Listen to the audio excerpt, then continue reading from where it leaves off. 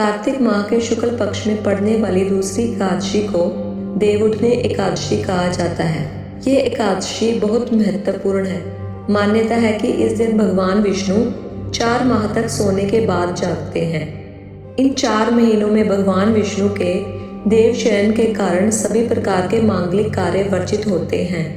भगवान विष्णु के पुण्य जागने के बाद ही सभी मांगलिक कार्य संपन्न हो पाते हैं। देव जागरण या उत्थान होने के कारण इसको देवोत्थान एकादशी भी कहते हैं। देवउठनी एकादशी व्रत कथा। धर्म ग्रंथों में दी गई कथा के अनुसार एक राज्य में एकादशी के दिन प्रजा से लेकर पशु तक कोई भी अन्न नहीं ग्रहण करता था। एक दिन भगवान विष्णु ने राजा की परीक्षा लेने की सोची और सुंदरी भेष बनाकर सड़क किनारे बैठ गए। राजा की भेंट जब सुंदरी से हुई तो उन्होंने उसके यहाँ बैठने का कारण पूछा।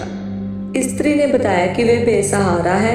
राजा उसके रूप पर मोहित हो गए और बोले कि तुम रानी बनकर मेरे साथ महल चलो। उस स्त्री ने राजा के सामने शर्त रखी कि वह ये प्रस्ताव तभी स्वीकार करेगी जब उसे पूरे राज्य का अधिकार दिया जाएगा और वह जो बनाए राजा को खाना होगा।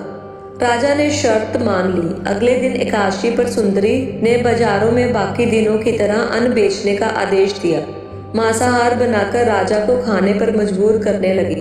राजा ने कहा कि आज एकादशी के व्रत में तो मैं सिर्फ फलाहार ग्रहण करता हूँ।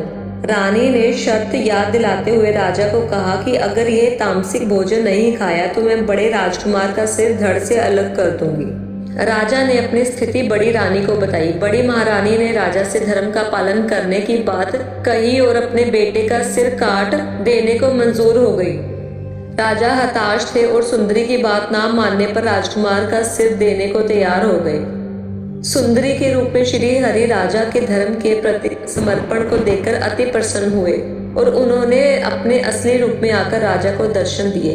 विष्णु जी ने राजा को बताया कि तुम मेरी परीक्षा में सफल हुए, कहो क्या वरदान चाहिए। राजा ने इस जीवन के लिए प्रभु का धन्यवाद किया, कहा कि अब मेरा उद्धार कीजिए।